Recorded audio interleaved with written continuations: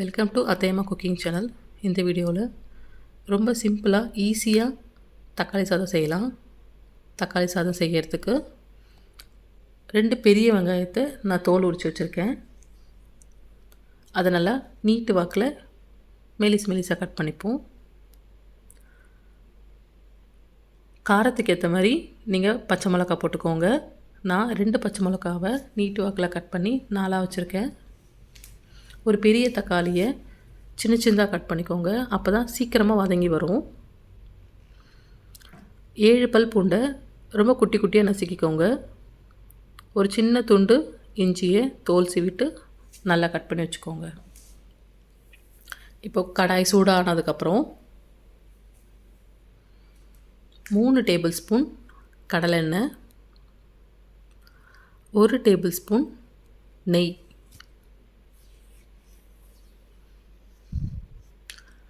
சூடானதுக்கப்புறம் கடுகு உளுத்தம்பருப்பு போட்டுக்கோங்க. கடுகு உளுத்தம்பருப்பு நல்லா பொரிஞ்சதுக்கப்புறம் 1 டீஸ்பூன் அளவுக்கு கடலைப்பருப்பு போட்டுக்கோங்க. மசாலா வாசனை ரொம்ப பிடிக்கும்னா 4 கிராம்பு ஒரு பெரிய பீஸ் பட்டை போட்டுக்கோங்க. நான் இப்போது 2 கிராம்பு ஒரு சின்ன பீஸ் பட்டை போட்டுக்கிறேன். ஒரு 1/4 டீஸ்பூன் அளவுக்கு சோம்பு போட்டுக்கோங்க. நல்லா பொரியட்டும். சிம்மில் வச்சுக்கோங்க.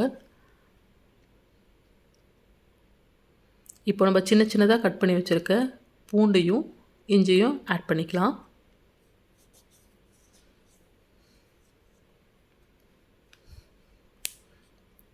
ஆட் பண்ணதுக்கப்புறம் நம்ம கட் பண்ணி வச்சுருக்க பச்சை மிளகாய், அப்புறம் ஒரு கொத்து கருவேப்பிலை போட்டுக்கோங்க.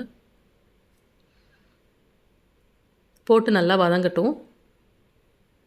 வதங்கினதுக்கப்புறம் நம்ம மெலிசாக கட் பண்ணி வச்சுருக்க வெங்காயத்தை போட்டுப்போம். வெங்காயம் நல்லா சிம்மில் வச்சு கோல்டன் கலரில் பொறுமையாக வருங்க. வதக்கினதுக்கப்புறம் தக்காளி போட்டுக்கோங்க. கட் பண்ணி வச்சுருக்க தக்காளி,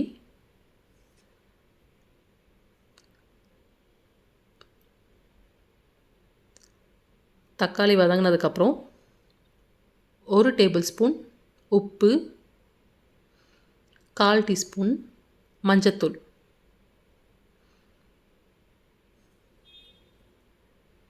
போட்டு மஞ்சத்தூள் வாசனை போகிற வரைக்கும் நல்லா கிண்டி விடுங்க. காஞ்ச மிளகாத்தூள் நான் ஒரு சின்ன டீஸ்பூன் அளவுக்கு எடுத்துருக்கேன். கலருக்காக நீங்கள் போட்டுக்கோங்க.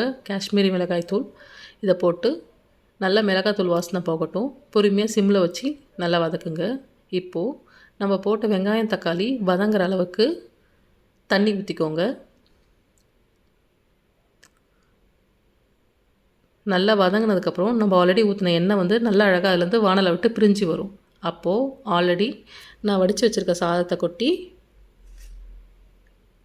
இதில் கிண்டிக்கிறேன்.